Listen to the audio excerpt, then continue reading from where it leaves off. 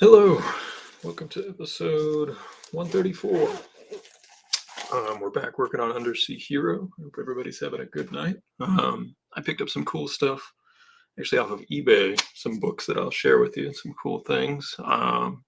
This is page 49. Here's our preliminary. On this page, this has a callback to earlier in the story where we see an alert that happens. On the correlator ship. There's a noise.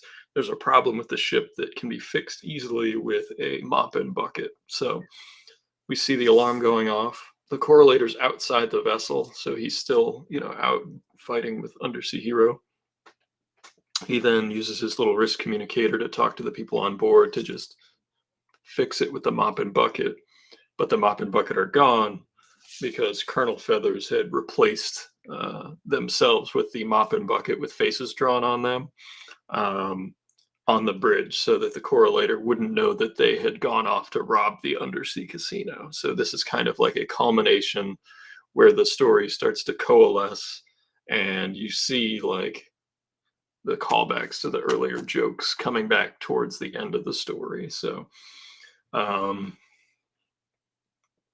yeah, so we'll get to work on this tonight. I'll show you some cool stuff that I picked up for cheap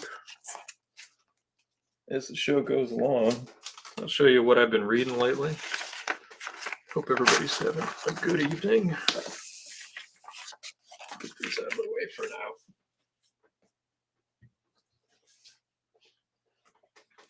But we've got our board here. I'm starting from scratch, so we're going to really start from nothing on the page tonight because it was just a busy day. The piece that I lost our camera. Come on.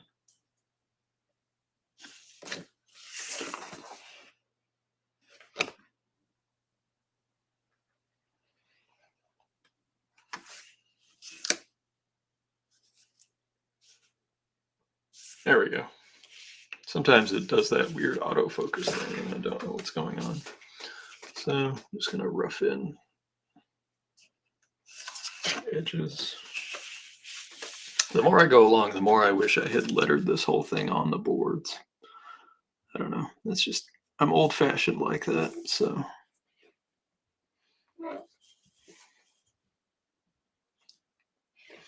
Hello, Daniel. Hello, Martha's.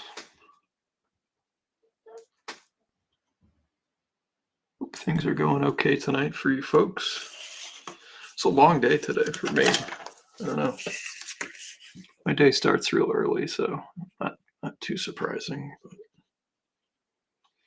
But I don't use the ruled boards. I haven't for years. I actually, when I get them, I flip them over and draw on the back because it's not my preferred way anymore. And on this page, you'll see from our preliminary that we've got a couple of round panels that are just inset spheres. And that's just how I decided to denote that he was outside the vessel, so we wouldn't have to deal with that. And we're going to need our ruler because we have some perspective that we have to draw in, especially on this lower panel where we have all of these mechanical bits that we're going to draw in. And then this is also a callback right here. This is the periscope right here. I know it's really rough, but you can see that. And I'm actually here, I think I'm going to raise up the correlator just a little bit so you see a little bit more of his back. And then you get both hands. I'm going to raise that hand up. I think that would be a better composition. Again, I drew these prelims ages ago, so when I see them now, I do want to make changes to them and update them.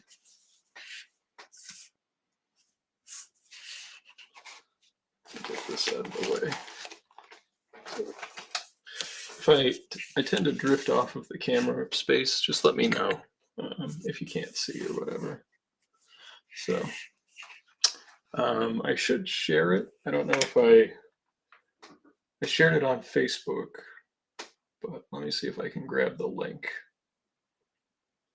for my buddies Craig and Todd for Happenot's Kickstarter. Let's see if I can copy the link. Drop that over. I'll check it out. I'll check it out, Marthos. Thank you. Let's see if that works.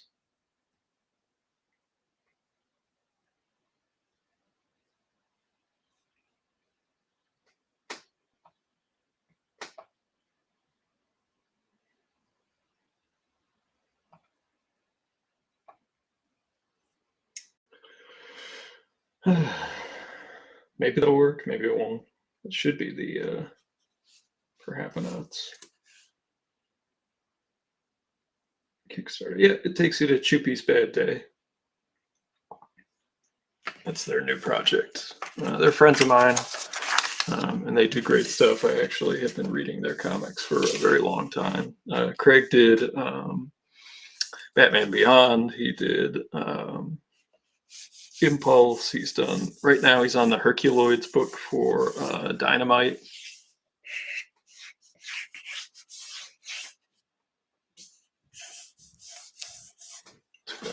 Circle template. Making sure you have enough circle templates is worth its weight in gold.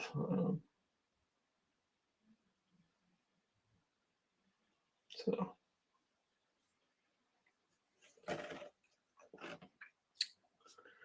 let me see what the ratio is. It's actually about 1/3 of the panel, so it's bigger than this. So let's take it up a kicker. See if that will do it. 1, 2, 3. 1, 2. It's kind of between the two, so we'll go just a hair smaller, just a smidge. And we'll come over here, and we have a fully floating panel that overlays just a tad on there. Let's make sure it's perpendicular, and then we have enough space from the side. Eyeball, we can bring it down even a little bit more. There's that one. There's where that panel will go. And I can tell that this line is too crooked even for me, so we'll come back up in here. Use our ruler. Come down like this. Break. It doesn't have to be perfect, because obviously Undersea Hero has like the handwriting, the hand-drawn look in it to build in that sort of internal logic with my panel borders. I'm just doing it now so that they're kind of close, because I've got to do the perspective down here. But let's start by drawing like one of the more fun elements.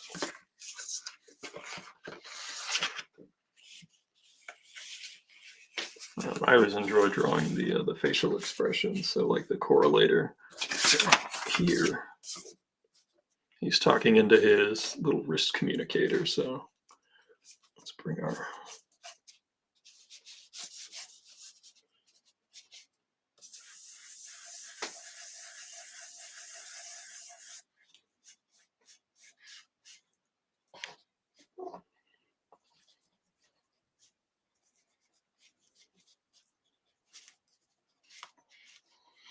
been reading a lot of old stuff lately, like real old, like Golden Age comics, and been really enjoying those, and actually seeing like some of the stuff, some of the conventions and methodologies that we equate to being exclusively modern were absolutely explored. Like I was just reading a Golden Age story that was drawn by Carmine Infantino, where he uses the news broadcaster mechanics that you would see in like in the 80s. It was really used by Howard Chaykin in American Flag, but the person who popularized it was Frank Miller in The Dark Knight Returns.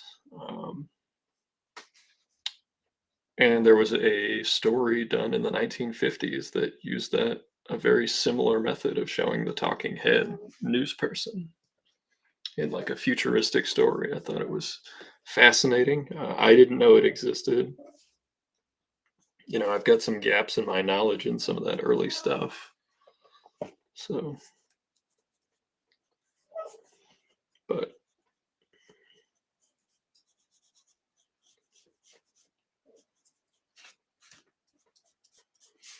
one of the things about the correlators is that he has like this jaw that shifts back and forth a little bit when he talks, so you can exaggerate it a little bit and have some fun with it. It slides kind of like back and forth this way when he talks. If there was ever an animated version, which I've messed around with the Adobe Animates program, but um, it's going to take some time to really wrap my brain around everything.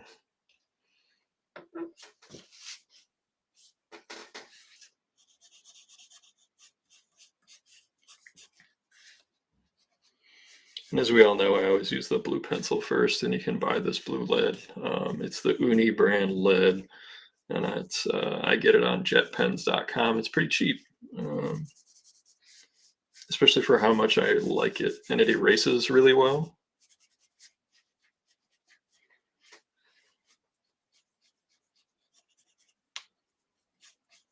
There's sometimes I wish I could just go with that as the final drawing.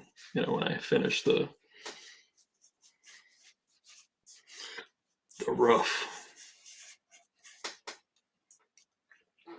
There's just a lot of life to it, so I need to exaggerate the expression that's going on here some, because he's like kind of irate. Not losing control, but he's angry, and he's like, do something about this, fix it now.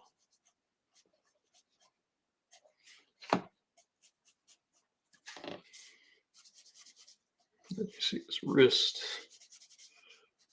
And that. I actually think we should probably put one finger on his other hand touching it.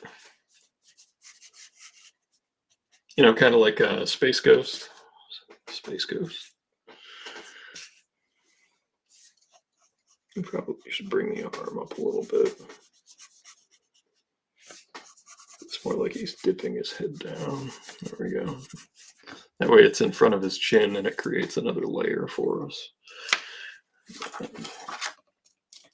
I kind of hoped that the lighting's actually coming from in front of him. So like the strongest areas of light are here.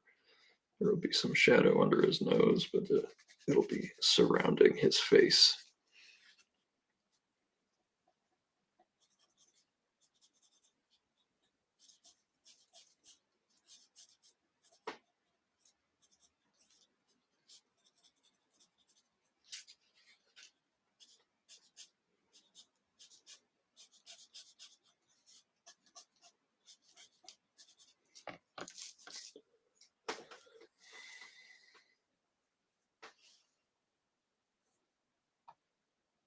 For some reason,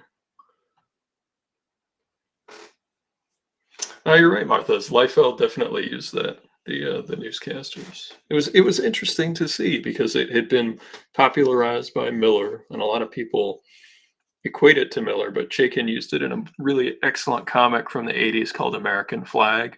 That's just a book I can't recommend enough if people haven't read it. Um, it's a satirical, uh, political sci-fi adventure book where a guy who plays a bad guy, plays a police officer on TV, ends up, becoming a Plex Ranger in real life. And there's some really excellent stuff that happens in it.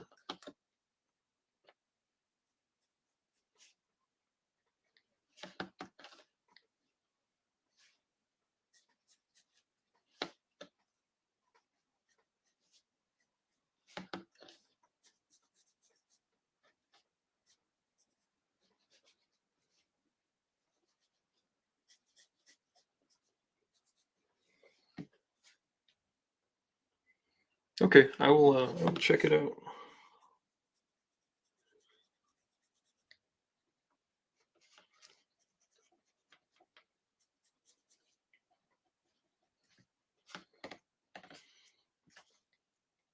Bring the nose in. He's got kind of a big nose, but I think it fits the shape of his head. Sometimes I kind of ballpark it when I'm designing characters like that.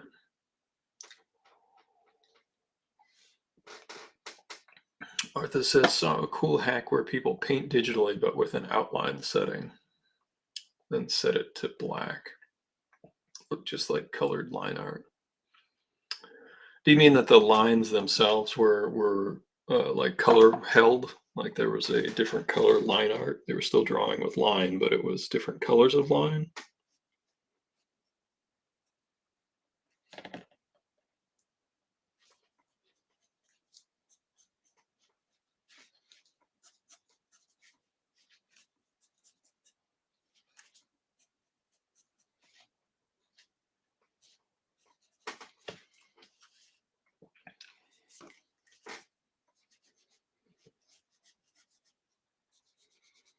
Yeah, I mean, there's a million digital tricks out there that you can use. Um, when I work digitally exclusively with like penciling and stuff, I like to use a couple of different layers. Um, well, and generally, digital painting, like, while yes, you can do some neat stuff with brushes, like, you really got to know your painting fundamentals, because they show up like if you don't have like a brush that can give you that extra stuff. Oh, there's a lag. Okay. Yeah, that would be distracting for sure.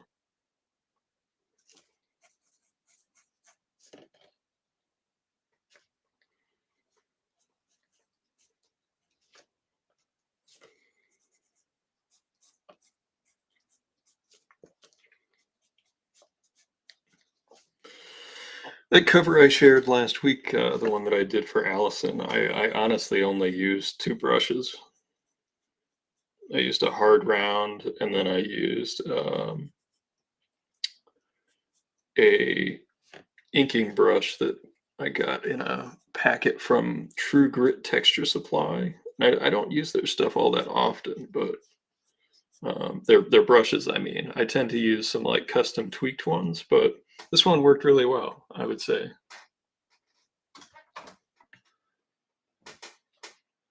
It was like they'd draw a red apple and there would be a black outline around it. Oh, you mean maybe they put a stroke on the layer so that it would give it an outline? Yeah. That's a good trick for doing Spider-Man's webbing that a lot of people use. I know McFarlane uses it where you just set a layer that has a stroke of an uneven stroke of like, 1 or 2 pixels for background webbing, and then you can crank it up for foreground webbing. Um,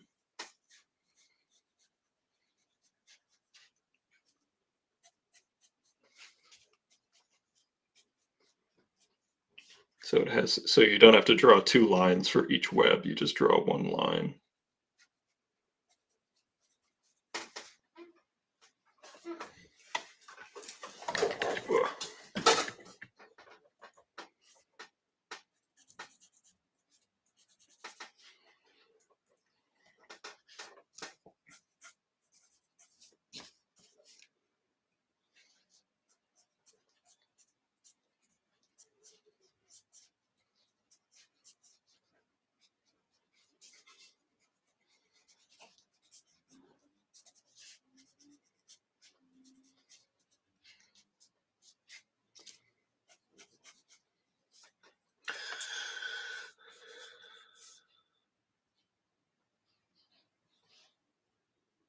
All the way above my pay grade.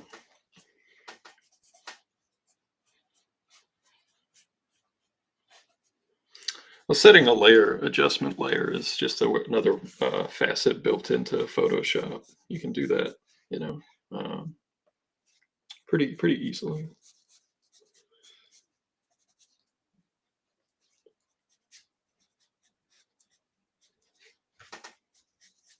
Do you use Photoshop or like Clip Studio, or some people use just what is it, the built-in Apple?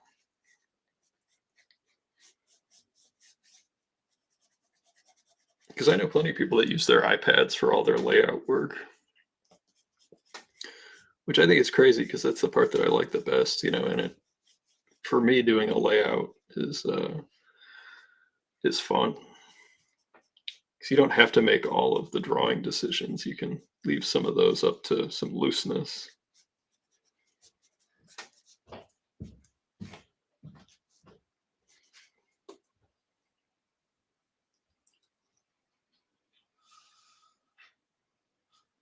Oh yeah, the white paint.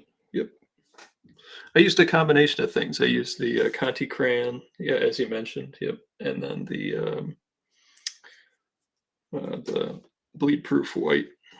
I actually used 3 different white mediums. So bleed proof white, Conti crayon, and then the Pentel.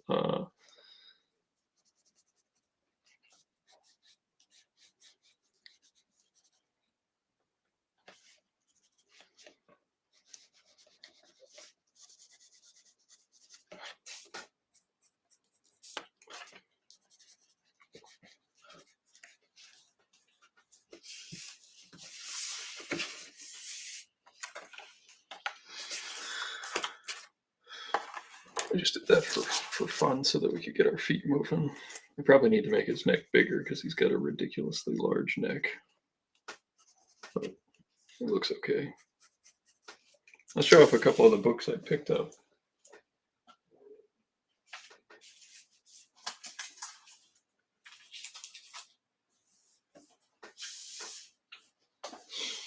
The free version of Metabang Paint for Android. I've never used that one. Do you like it? Is that a cool program? This is one of the books I picked up. This is a collection of Golden Age Joe Kubert stories. And just great stuff. Great early Joe Kubert. This is that story with Carmine that I mentioned. Yeah, it's just, these are really fun comics to read. And it's not superhero stuff. It's all different stuff. This is called Hollywood Confessions. So it's like stuff happening on movie sets, romance and murder and intrigue, and I don't know. It's just a cool book that I got for like $20 on eBay. Tons of stories.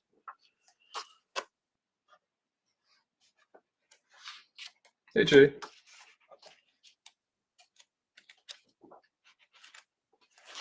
What's going on? How's your book coming along?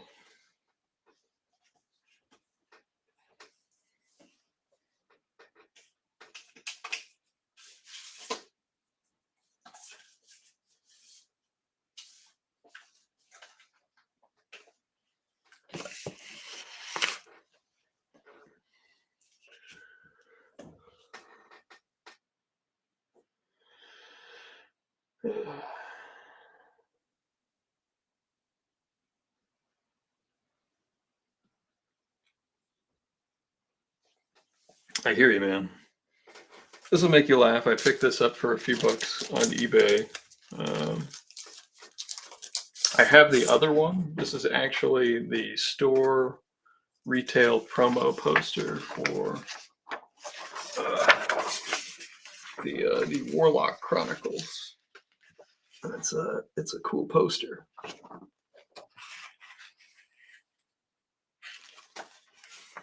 Premier issue with a embossed foil stamp cover. So, for my 90s Adam Warlock collection. Hey Ethan. Hello Bakersfield.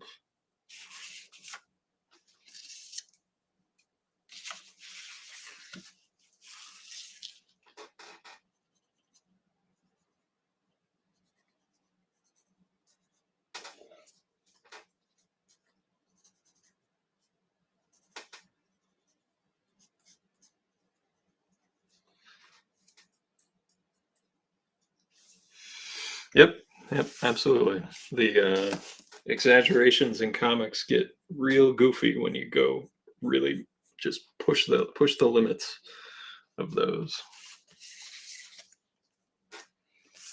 We can come back up to this top panel.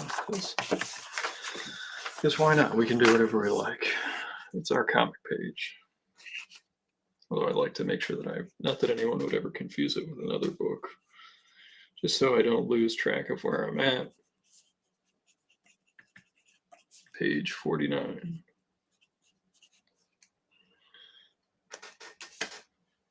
Hey, Ethan. Do I ever do West Coast Comic Cons? I have done them. It's rare. It's got to be a bigger show because I did San Diego a couple of years ago. That was the last West Coast show I did. Um,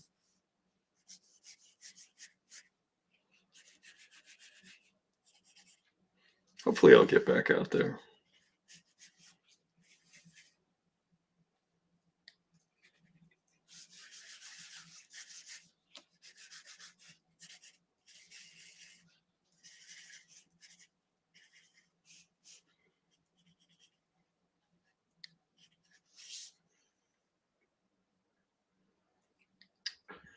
Hey, Jay. Yeah, I saw the video. I can't play it right now because it'll the sound will play on the stream, but I will definitely check it out when I am offline. Although yesterday was a National Chowder Day, as known to Simpsons fans. Chowder. It's chowder.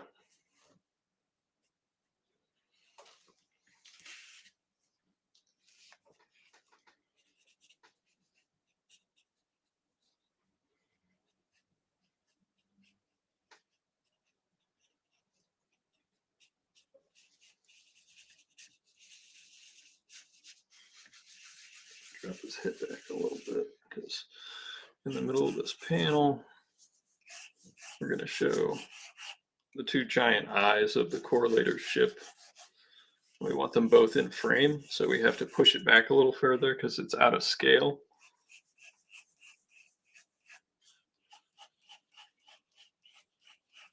And then there's going to be a sound effect that comes between the two things. So like there's an alert going on that'll pass in front of this hand like that when the lettering goes in there. So it's one of the reasons I wish I had done the lettering directly on the board because I like seeing the finished piece all together. It's one of the aspects of single authorship comics that I have grown to like need that you lose in like the factory of assembly line comics. That's the correct term.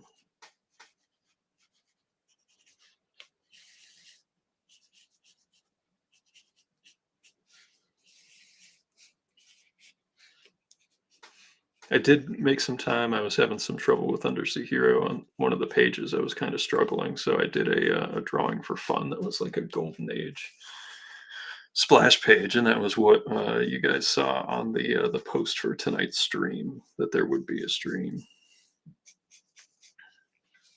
I don't know what I'm going to do with it, so I don't want to show off the whole thing. I'm going to stick it in a drawer until Undersea Hero is done, and then hopefully we can do something cool with it. Kind of drawing sideways, so I'm going to pull it back this way.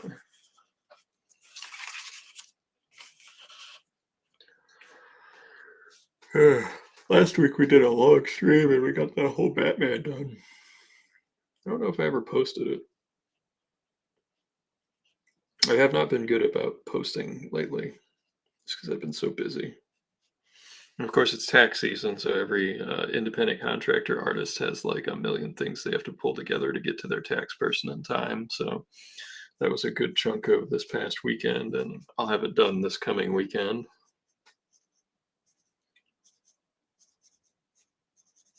Fingers crossed, though. Stacks and stacks. That's the part about becoming a comic artist. Those are the parts of the job that they never tell you about. These stacks and stacks of receipts, 1099s, tax forms, and stuff. And when you do shows in other states, you're subject to their tax laws. You have to pay sales tax. If you achieve what's called nexus, you have to file an income tax form in a separate state too. it's that part of like, oh man, I just want to draw funny books, where it's like, wow, you really got to know a lot about running a business in order to do that, even as a freelancer.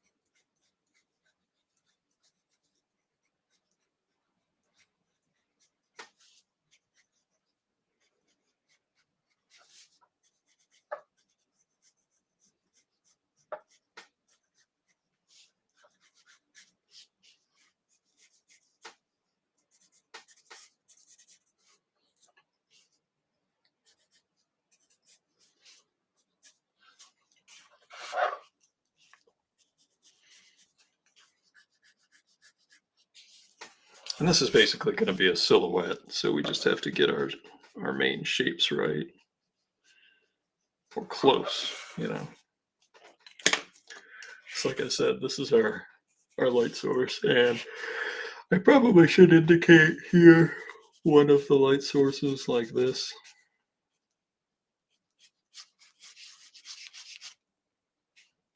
In which case we would have to come in here, and then we would bring a cast shadow here from the face, almost like you turn to the side a little bit. That's probably what we should do. Bring that in. There we go. Makes more sense that way, right?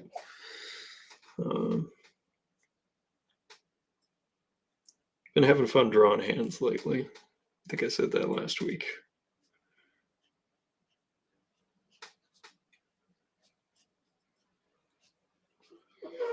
When I was younger, that was one of the more frustrating aspects of learning how to draw people, was hands and feet, of course. Like, they're generally considered the hardest thing because they move, they show character. There's a combination of bone structure and flesh that interact with one another, and it makes it a little bit tougher when you're trying to do not necessarily realistic but believable hands. So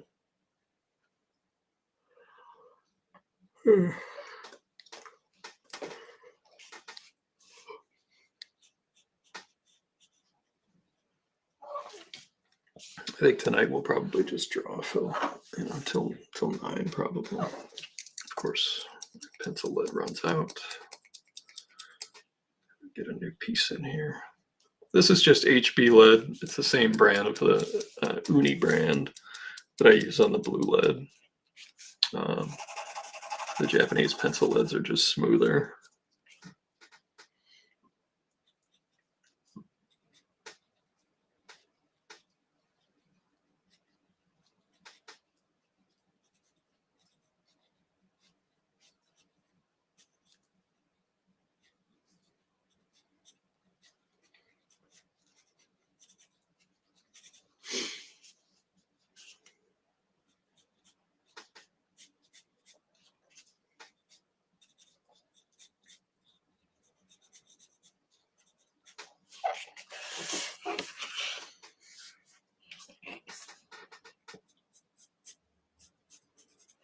Pull the volume of his arm a little bit just because I need to see it, and then I can build out on top of it.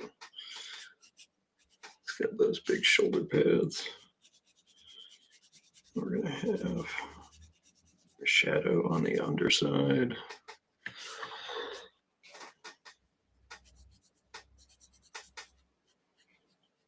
And then just to make him look bigger, he's got can shrink his head just a little bit. Not too much, but a little bit.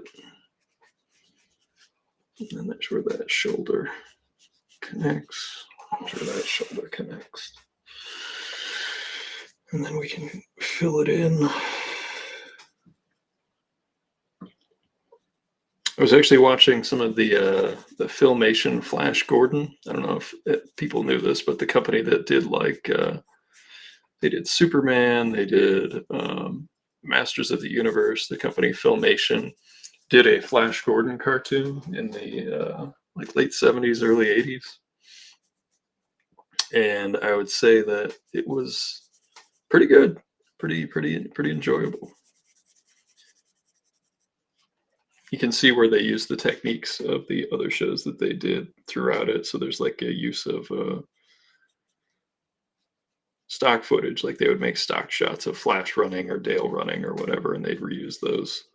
But I found the show to be fun and enjoyable if you dig the comic strip or whatever.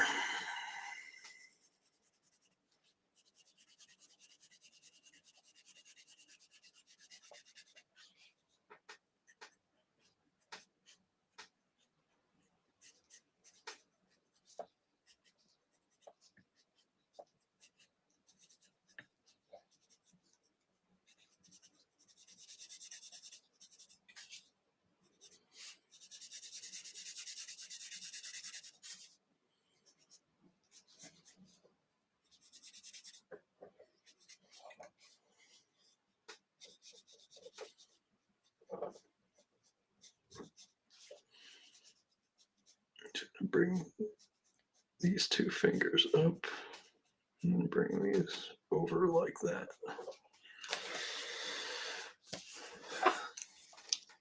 It's just a different way of showing, like, one hand is loose with one finger up, and then the other hand is a little more tense. And you can't see as much of the thumb, so we cover up most of that from that angle.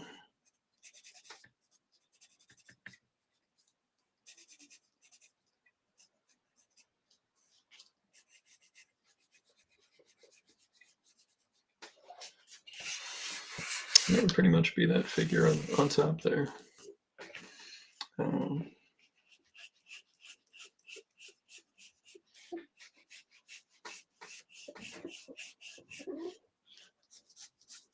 This we're just gonna eyeball because we're gonna have a lot of room at the top because it's gonna be, again, mostly silhouette.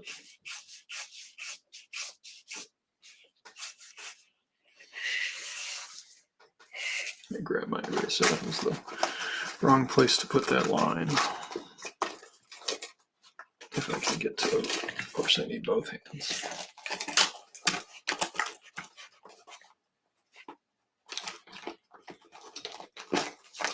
Hey, Brian. Good to see you, man. Brian asks, are characters' hair just as floaty on land as underwater? When it's funny, yes. If it's funny for it to fall flat, it's a good way for it to fall flat. But if they're just hanging out, maybe it will just be kind of floaty. Because, like, you know, when it dries, it might be flowier. I know my hair, like, if I don't put product in it, when it's dry, it's like poofy. You know, it's fluffy. So maybe that's it. Maybe you have just written a joke for an upcoming scenario and you didn't even know it. There will be a instance where their hair dries and it looks funny. Maybe two characters who have very similar hair, their hair dries differently. I don't know. It's some comedic instincts right there that I'll be mining for sure.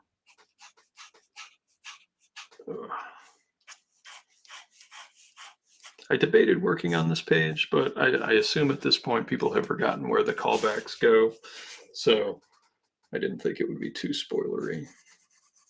I also wonder if there even is such thing as a spoiler with this kind of thing.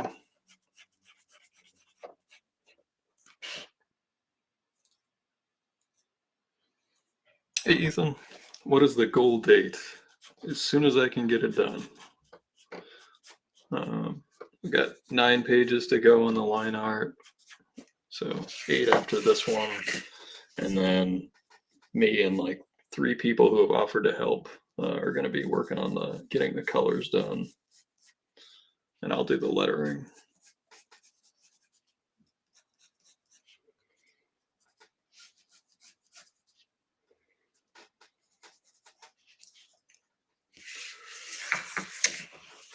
Well, Kyla knows. I mean, that's a good point.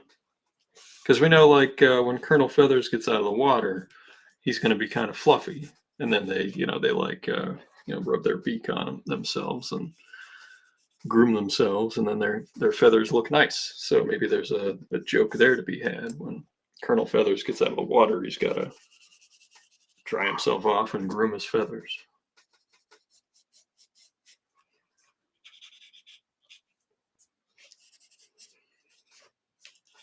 I generally ignore like some of the real world stuff, like how would this react to this, or what would happen with this,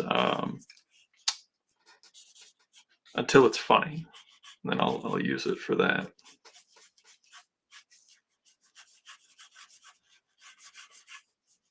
Got the little tiny side fluffs. These I'll have to map out before I ink them. Right now we're just roughing them in so we get all the spacing.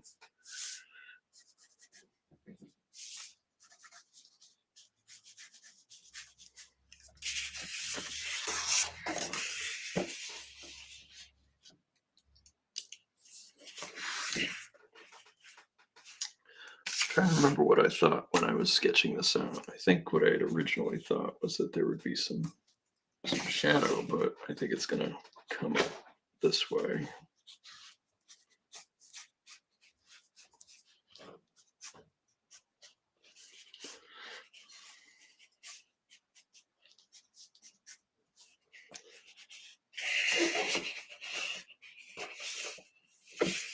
And then this panel right here is after the correlator has radioed in to talk to his spongemen that are inside and tells them, how that they got to fix the problem. And then they tell them that they can't fix the problem because the mop and bucket are gone, which they're labeled, of course, like in the old Batman TV show or Get Smart.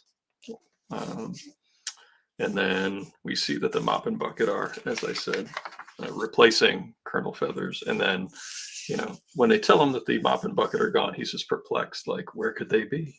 That's not good. So this is a tough shot because it's a bit of a down angle shot and it's layered. We have the foreground of this character. They're all standing on the same plane. And then we have to see into the closet where the mop and bucket are supposed to be and are labeled and outlined. This is kind of dead space, which is to our benefit. And then we intentionally crop this figure here to give us a little bit of gray area for the foot placements and things. But it's 8:48, and I think I would rather. Hey, likewise, Marthas, I will check out that email you sent. Have a good night. Thanks for popping in. It's good to see you. I think I'll work on this face here, just because I enjoy drawing the faces. I tell you, I am sleepy.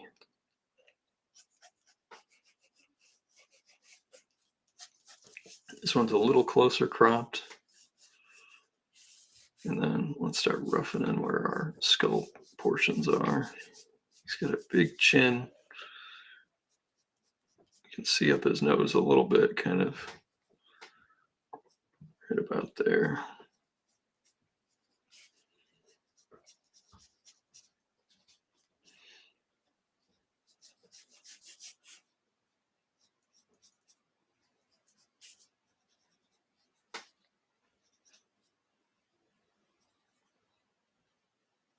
And here's where cartooning comes in.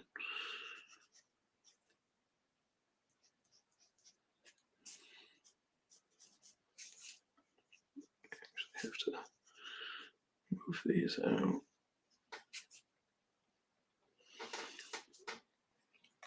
Oh.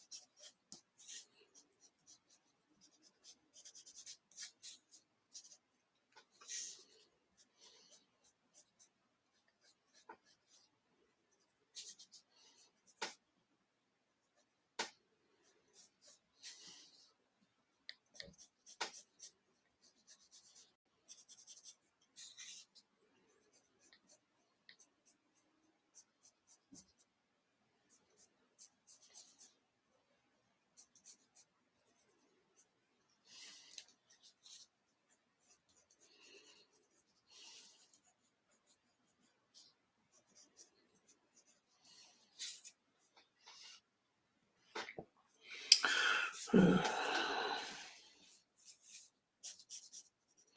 think I planned on cropping it a little higher, or a little lower, excuse me, but we'll work with what we got. Light source. I'm just trying not to overthink it. There's where the pointed nose is.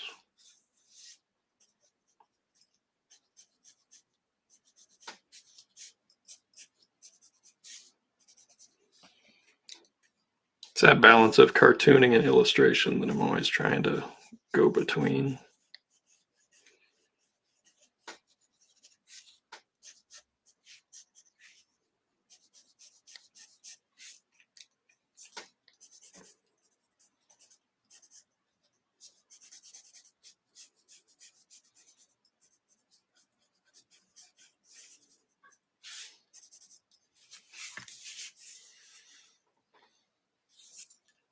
And that expression is just him saying, well, that's not good.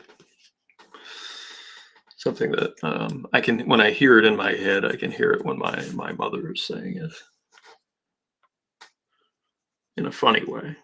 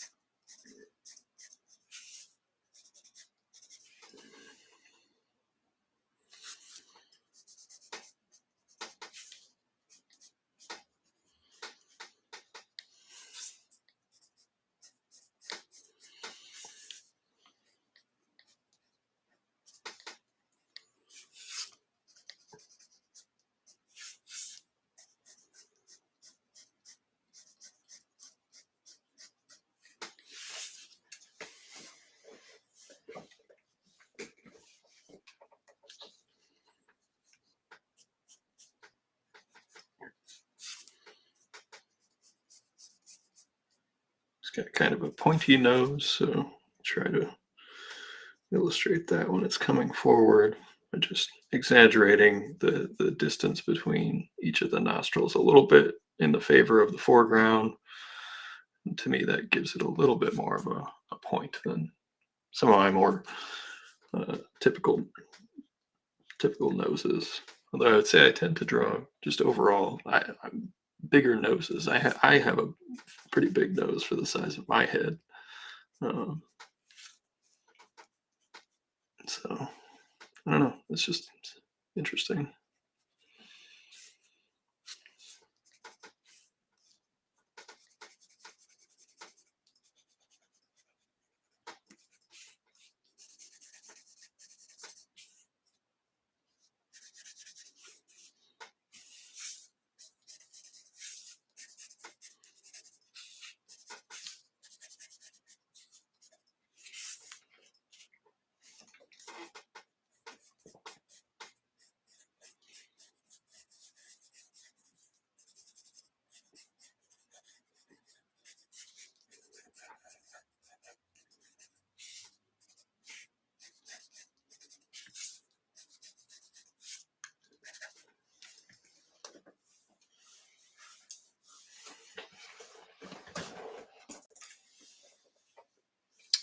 If you're going to karaoke tonight, do the "Heat of the Moment" by Asia.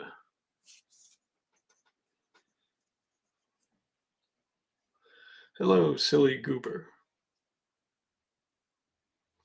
Thanks very much. This is just one of the panels. Obviously, this is our preliminary for the page we're working on. You can see our spacing, and we've started to fill in. We did the 2 reaction panels first, just because I enjoy doing those. They're fun. They're a little bit more relaxing.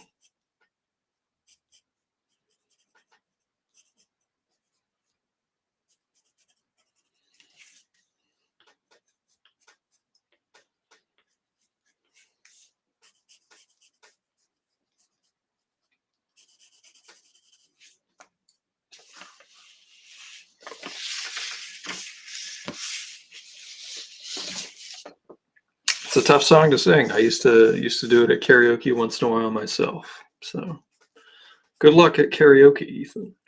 I hope you have fun.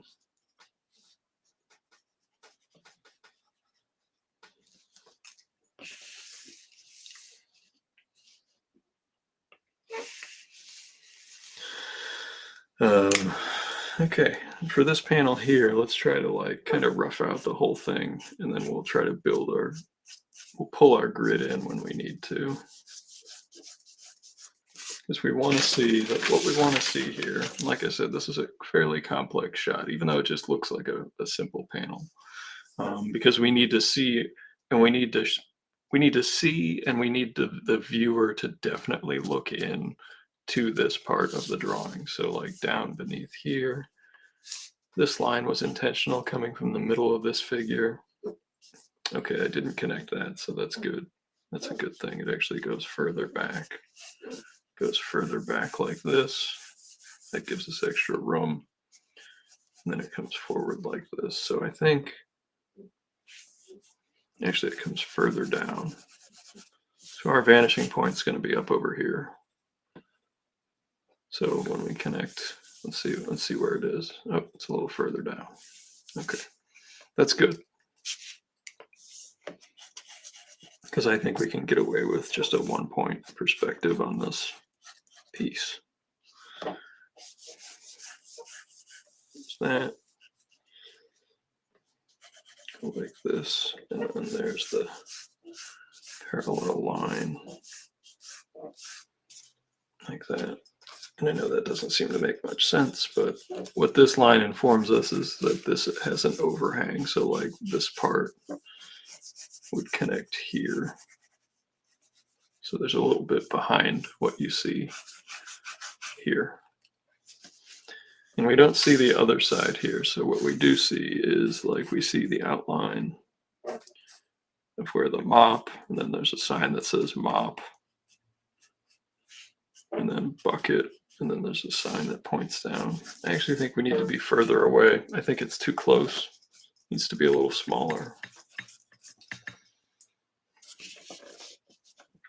Let's look at the ratio of this. So we have our thirds. So here's our rule of thirds. Maybe we didn't get it too far off. It's not too far off. Just a little bit. Just gonna bring our thirds in.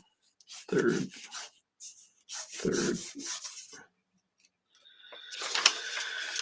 Okay, and that's the edge of the closet. It's right on that rule of thirds line. Comes along like this.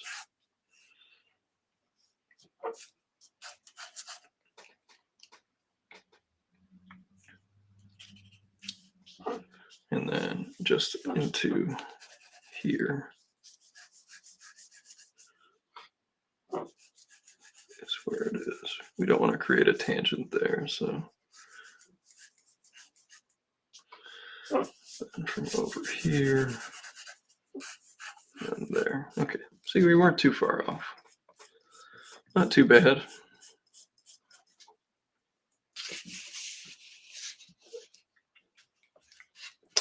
Now, we can pick the height of things. We don't have to stay like, it's a 12-foot ceiling or a 10-foot ceiling or anything. We don't have to worry about that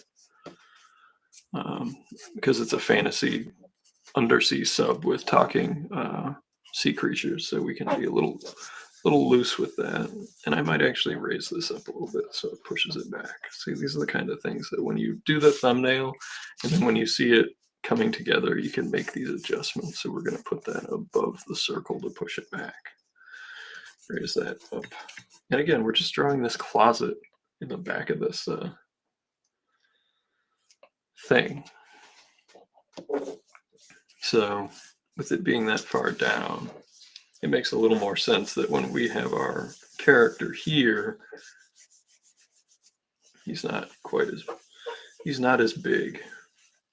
There's his, and we can have his arms come down like this. This is our spongeman. And then he's kind of like shrugging. He's got one arm like that. And then the other hand is actually pointing between these two things. As you can see right here, I have it a little to the left, but we're going to move it just a hair. It'll be right here. That's where the other hand will be. So that it actually points over to where we want the person to look. And then I did the old trick of just having a person looking back at the viewer from here, like shocked that it's gone. Like this is the every person in this shot. And then we can have his arm coming down, and that would help frame where we're looking. So it creates this nice focal point.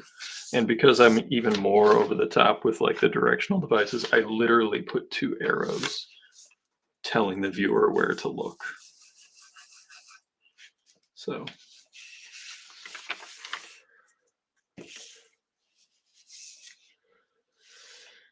you can see we're not that far, but I'm beat, so I think we're going to call it a night. We're going to do just 1 hour tonight.